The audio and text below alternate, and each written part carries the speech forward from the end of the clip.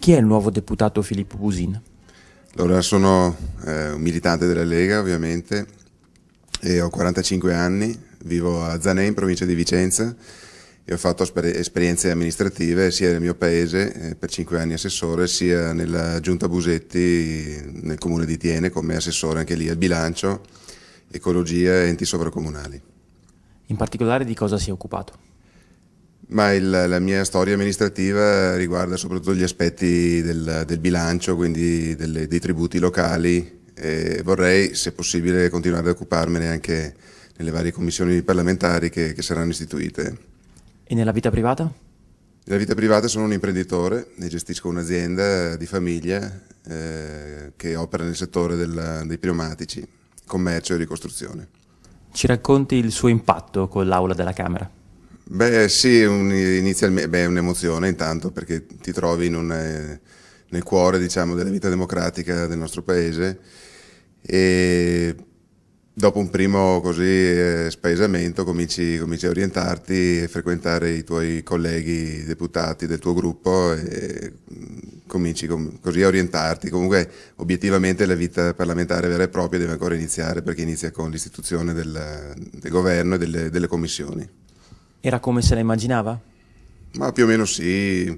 Io, essendo sempre stato appassionato di politica, ascoltavo le sedute parlamentari e mi informavo sulla vita politica, anche quella che non riguardava direttamente l'amministrazione in cui ero impegnato. Quindi più o meno ho rivisto i luoghi che vedevo prima alla televisione, ma me l'aspettavo un po' così, sì, effettivamente.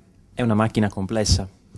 Sì, la prima impressione è effettivamente che siamo in tanti e forse sarebbe giusto pensare a un serio ridimensionamento del numero di deputati, almeno superare questo famoso bicameralismo perfetto che rende tutto molto più lento, molto più farraginoso. Quindi rendere più snella la vita parlamentare, questo penso sia ormai maturo per essere preso come decisione. Veniamo al lavoro. Lei si è occupato di bilancio, di materie economiche, è un imprenditore, quindi la domanda ovvia è: che cosa bisogna fare come prima cosa per le imprese? Ma l'urgenza, allora ci sono delle cose da fare, delle riforme strutturali, ovviamente delle riforme più urgenti.